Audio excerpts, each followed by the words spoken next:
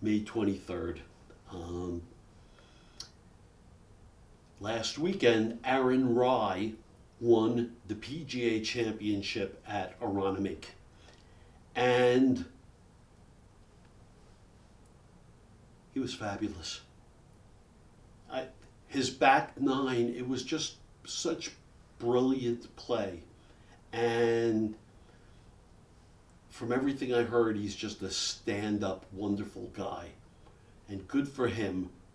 And I'm so glad Bryson DeChambeau, that MAGA nut, Trump lover, didn't even make the cut. Live golfer. I'm so glad. You're not my cup of tea. And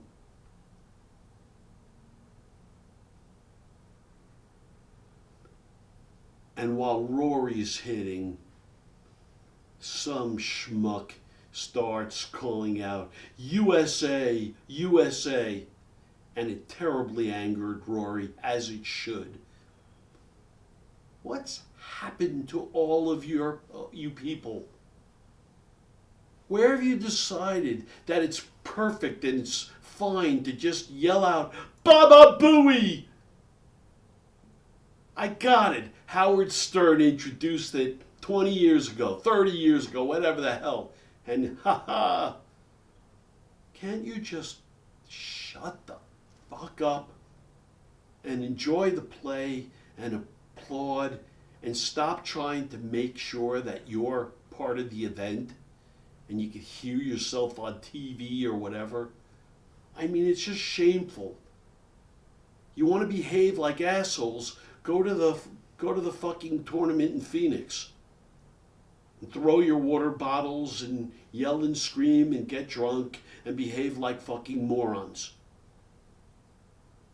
But golf is a game of tradition and being gentlemen. And what the hell is wrong with you? I really do believe all these kind of screaming out stuff, you should be removed. Just my opinion. All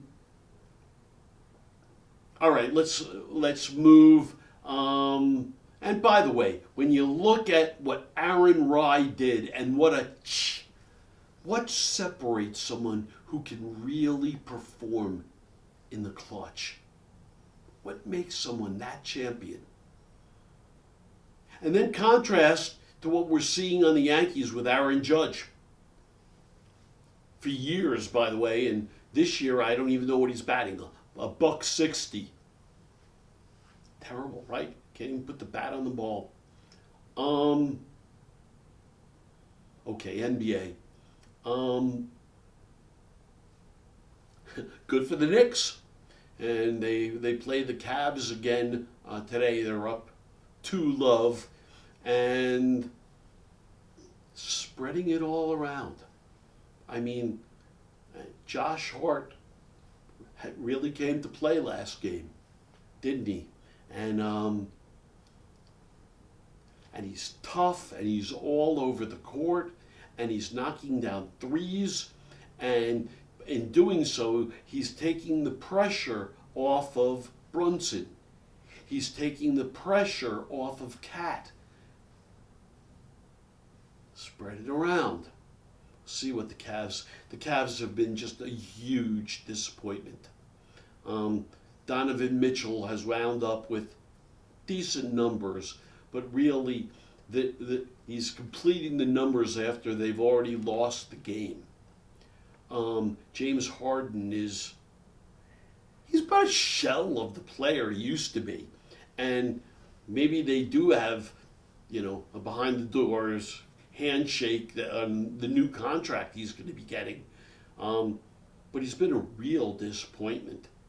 And he can't guard.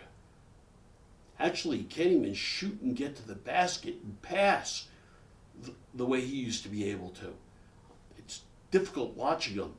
And Mobley and Jared Allen, how they can just disappear. Big dudes, 7-footers, and next thing you know, you barely even see them. How does that happen? And let's go out west. Good for OKC in really fighting and showing their stuff against San Antonio. San Antonio's, they're terrific, and Victor is beyond anything that we've seen. But they're up 2-1, right? Up 2-1, and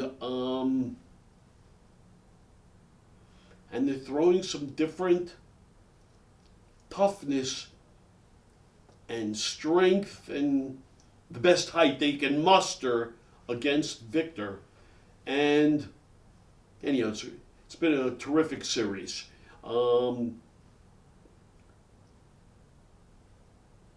LeBron remains, what's going to happen with LeBron next year remains confused. And think about, by the way, why it's also confused. Because I don't think the Lakers really are interested in, they're certainly not interested in having him back at $50 million, okay? And so then you start looking at other teams, and the truth is the best they'll be able to offer LeBron is the veterans minimum or that mid-level option. So LeBron, who's ostensibly a billionaire, if you want to play, are you willing to play next year for $7 or $8 million? Maybe you are. But by the way, if you want one more year, that's good. Take it. Set your, keep becoming a compiler for one more year. Have all the places, extend flowers and bouquets and, and say congratulations and good for you, and you can soak it up. But for me, at this point, Diva LeBron has become a complete distraction.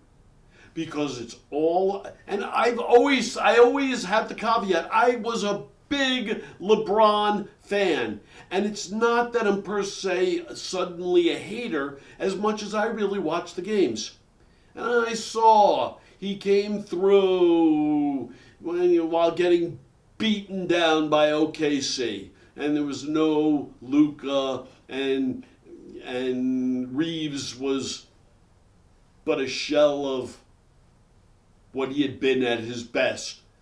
But young and long and hungry and the ability to shoot the three, right? 3 and D, that's what's really important, and that's not LeBron. He needs to have the ball in his hand.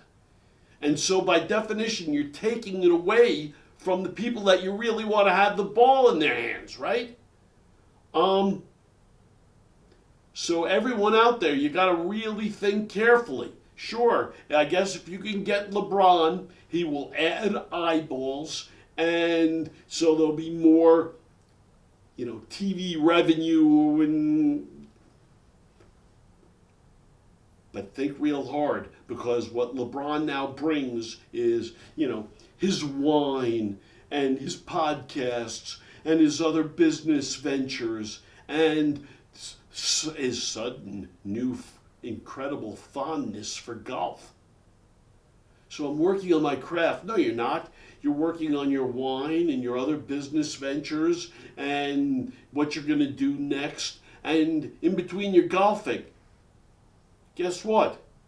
Doesn't leave nearly as much room to work on your craft. And which brings me back, and I brought this up before, but let's bring it up again. Both Luka and Reeves went down. Basically at the same time. Luka went down with hamstring, and Reeves went down with an oblique. And I've shared with you, and I'm going to share it again. Those two gents were playing way too much golf. Reeves loves to play. And he became besties with Doncic, and they're both out there playing golf every day. And I know everyone can look, oh, but Michael Jordan used to do it. Therefore, golf takes a lot out of you. A lot more than you realize, even when you're riding around in a cart. Swinging the sickle is not a piece of cake, especially when you're trying to hit the ball far and trying to compete. It is not an aberration that both Luka and Reeves went down with injuries that can easily be tied to golf. And yes, I now see, isn't it horrible? Even in the golf world, for me, it's MAGA and Trump. But I see how any addiction is bad. And I need to just play golf. I have to play golf. Well, if it's in season and you're a major basketball star, put it on the shelf. You can't play golf every day. I think it's a real mistake. It's hurting your body. It's eating into recovery time. So it's another reason I would not be going after LeBron. And a final thought here, so you really start looking, and Steph had all kinds of injury issues. I love Steph. We all love Steph Curry. And his game of running and moving and coming off screens and just freeing his hands to shoot. And hopefully it's going to sustain with Steve Kerr back. But arguably, KD has become a distraction for a whole bunch of years now. Is he still a very good player? He's wonderful, except at what point does the distraction element, and it's about me, diva element, hurt the collective, hurt the team? And we can now make a case based on what we've seen that Kevin Durant does bring that kind of baggage. And by the way, I think KD's a cool guy. Just food for thought right now, because obviously, we were looking at a postseason without Steph, LeBron, or KD.